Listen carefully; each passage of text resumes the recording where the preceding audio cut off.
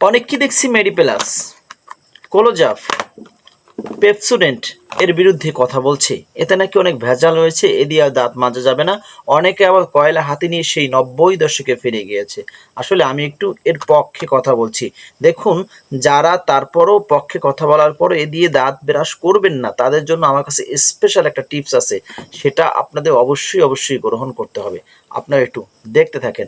আসলে যেই দেশের মানুষ এই জর্দার গায়ে দেখুন খারাপ বিচ্ছিরি কিছু এঁকে দিয়েছে, যেটা কত বড় ক্ষতিকর, তারপরে এই জর্দা খায়।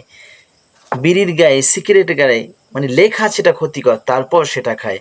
মানে যেই গাঁজা জানা আছে যে এটা খেলে ক্ষতি হবেই হবে, তারপরও সেটা খায়। গুল খায়। আলেম থেকে শুরু করে নিম্ন স্তরের মানুষ পর্যন্ত সবাই তো জর্দা, গুল, বিড়ি, সিগারেট এটা তো কমন, এটা সবাই খায়, প্রায় খায়।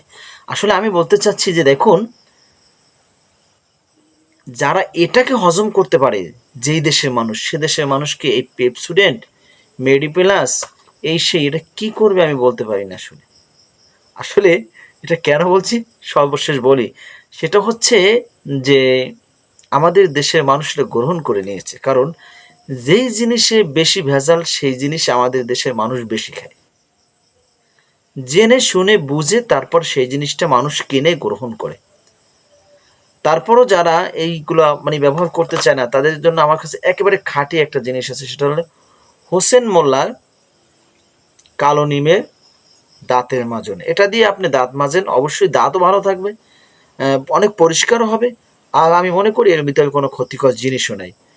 এই জন্য বলছি, দেখুন ভাই, আমাদের দেশে মানুষই অভ্যস্ত হয়ে গিয়েছে ভেজালে, যার কারণে আমাদের দেশের ডাক্তাররাও কিন্তু মেডিপ্লাস সহ আরও কয়েকটি পেপসোডেন্ট আছে, এগুলো ব্যবহার করতে বলে। আসলে তারাও তো, এখানেও একটা ভেজাল, সেটা হচ্ছে যে তারাও তো মানে কোনো এই কোম্পানির কাছ থেকে কিছু বেনিফিট পায়, তারপরে তাদের মানে এই টুথপেস্টের কথাটা তারা লেখে। চিন্তা করে দেখুন ভেজালটা কোন জায়গায় পর্যন্ত ঢুকেছে। তবে দুঃখ লাগে, আমাদের দেশটা কবে ভেজাল থেকে বের হবে সেটা আসলে জানি না। যাই হোক, সবাই মানে ভেজাল মুক্ত থাকার চেষ্টা করুন। ভেজাল যত জিনিস আছে সেগুলো থেকে দূরে থাকুন। সর্বশেষ কথা হচ্ছে ভাই, আসলে আমরা কিভাবে ভেজাল থেকে মুক্ত থাকব? ডানে তাকালে ভেজাল, বামে তাকালে ভেজাল, বাজারে যাব ভেজাল, সবজি কিনবো ভেজাল, মাছ কিনবো ভেজাল, মানে যেই পণ্যটাই আমরা কিনতে যাই সেই পণ্যটাই ভেজাল। এমনকি চিংড়ি মাছ আমাদের দেশে একেবারে স্বাভাবিক একটা মাছ, যেটা সচরাচর পাওয়া যায়, সেই চিংড়ি মাছের ভিতরেও নাকি বিভিন্ন কিছু দিয়ে মানে বিভিন্ন কিছু করা হয় যাতে সেটা একটা ক্ষতিকর জিনিসে পরিণত হয়ে যায়। তবে চিন্তা করুন, আমরা কোথায় যাব, কেমনে, কিভাবে আমরা ভালো জিনিসটাকে গ্রহণ করব, আর ক্ষতিকর জিনিসটাকে কিভাবে আমরা বর্জন করব? আসলে চাইলেও বাংলাদেশে এটা মনে হয় যে না, সম্ভব নয়।